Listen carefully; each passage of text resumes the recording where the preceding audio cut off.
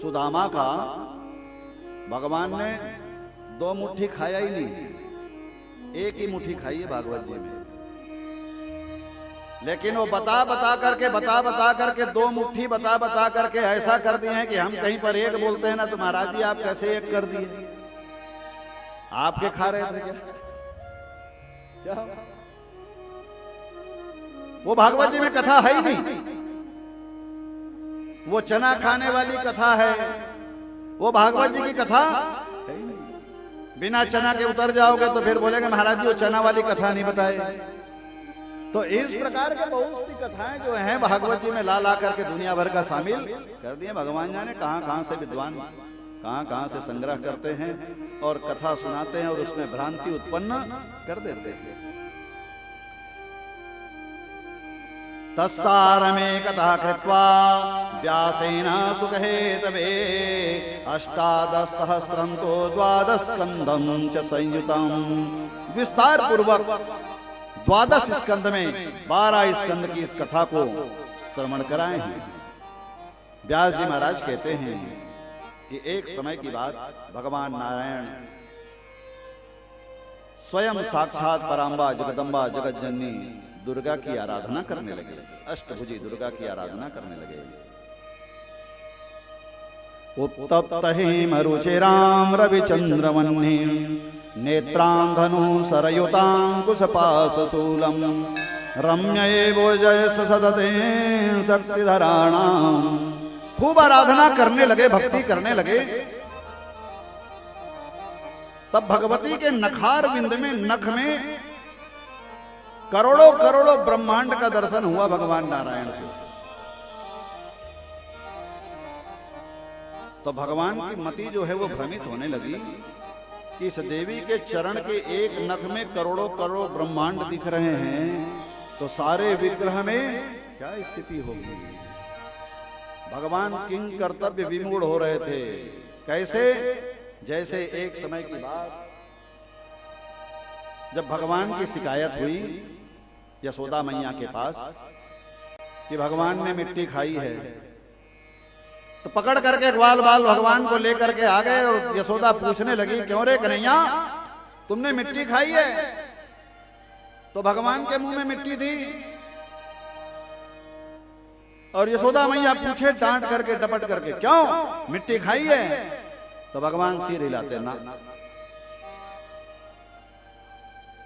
तो बाल सका कहते खाई है। तो भगवान ने देखा अब ऐसे मानने वाली नहीं है मैया, तब उन्होंने बड़ी सुंदर बात कही, नाहं भक्षिता वानंबा सर्वे मिथ्या विशंसिनः। ऐ मैया मैंने मिट्टी नहीं खाई है। तो बोले ये? तो भगवान ने कहा सर्वे मिथ्या विशंसिनः, ये सब के सब असत्य बोल रहे हैं मैया, सब झूठ बोल रहे हैं। तो मैया ने कहा तेरा भरोसा कैसे करूं, तेरा विश्वास कैसे करूं? तो भगवान ने कहा यदि सत्यागिरिस्तर ही, यदि तुम्हें सत्य जानना है, समक्षम पश्य मे मुखम, तो मेरे मुख को देखो। ऐसा कह करके भगवान ने अपना मुंह खोल दिया। जैसे ही मुंह खोला भगवान ने, तो सारा ब्रह्मांड भगवान के मुंह में दिखलाई देने लगा। तो जैसे यशोदा को भगवान के मुख में ब्रह्मांड दिखा, वैसे ही आज भगवान नारायण को भगवती के नखार बिंद में सारा ब्रह्मांड दिखाई दे। भगवान किन कर्तव्य विमूढ़ हो गए। तब भगवती ने उस स्मृति को नष्ट किया।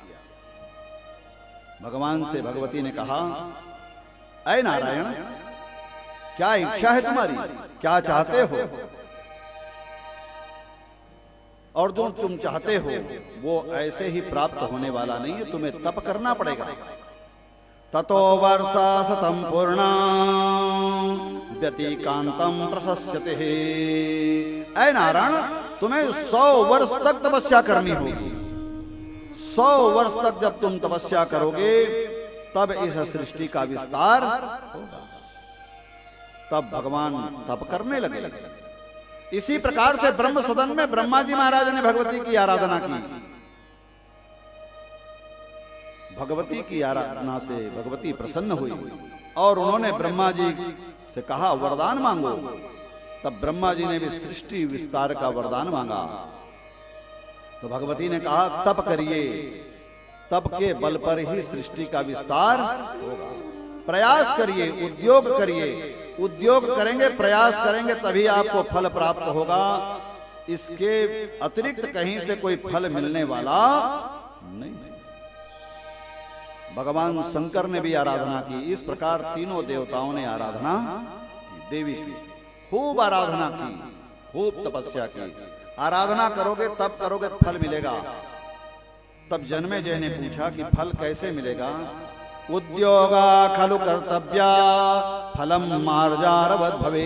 तो बोले जैसे बिल्ली को मिलता है, जैसे बिल्ली को फल मिलता है वैसे आपको भी फल मिलेगा। तो बोले बिल्ली को कैसे फल मिलता है? तो कहा बिल्ली खूब परिश्रम करती है, खूब मेहनत करती है। ये अब आ गया युग फ्रिज वाला, नहीं तो पहले तो छींके वाला युग था। लोग बहुत ऊपर ऊपर में लटका के टांग के रखते थे। अब फ्रिज में नहीं, तुम किसी में रख दो। शास्त्र कहता है कि बिल्ली इतना परिश्रम करती है, इतना मेहनत करती है, एक स्थान से दूसरा स्थान इतना दौड़ती है, इतना घूमती है। तो बोले क्यों घूमती है? तो बोले दूध पीने के लिए। बिल्ली दूध नहीं, गाय नहीं पालती, लेकिन दूध पीती है और दूध उसको रोज मिलता है। और कोई भी बिल्ली को दूध पीने के लिए देता नहीं है। तो बोले रोज दूध क्यों मिलता है? भाग्य से मिलता है? तो बोले नहीं, बिल्ली को भाग्य से दूध नहीं मिलता है, बिल्ली को परिश्रम के बल पर दूध मिलता है। जब तक वो दूध नहीं पी लेगी तब तक वो सांस लेती, चाहे कहीं भी हो जाके पिएगी। तो वैसे ही आप परिश्रम करोगे तो आपको परिश्रम का फल प्राप्त होगा। तब ब्रह्मा, विष्णु और महेश तीनों देवता भगवती की आराधना करने लगे। बंधुक कांचन निबाम रुचिराक्षमालां पाशांकुशौच वरदां निज बाहुदंडै विभ्राणमेन्दु सकलाभरणं त्रिनेत्र मरदाम्बिके समनिसं वपुराश्रयामि। तीनों देवता जब ब्रह्म सदन में, स्वर्ग में और कैलाश मन सरोवर में आराधना करने लगे, अविरल आराधना करने लगे देवी की, तब तीन देवियां तीन रूपों में प्रकट हुई। ब्रह्म सदन में भगवती सरस्वती प्रकट हुई। बोलो सरस्वती मैया की जय। साकेत लोक में महारानी महालक्ष्मी प्रकट हुई। बोलो लक्ष्मी महारानी की जय। और कैलाश मानसरोवर में पराम्बा जगदम्बा आद्या शक्ति राजराजेश्वरी त्रिपुर सुंदरी भगवती प्रकट हुई। बोलो शक्ति महारानी की जय। तीन देवताओं की शक्तियां तीनों देवियों के में ही विराजमान है। तीनों देवी की आराधना, इसलिए शिव तीनों देवी की आराधना करो तो तीनों देवताओं की भी आराधना करनी चाहिए।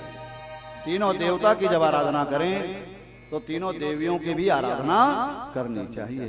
सिर्फ नारायण यज्ञ नहीं करना चाहिए, लक्ष्मी नारायण यज्ञ करना चाहिए। सिर्फ रुद्र यज्ञ नहीं करना चाहिए, शिव शक्ति यज्ञ करना चाहिए।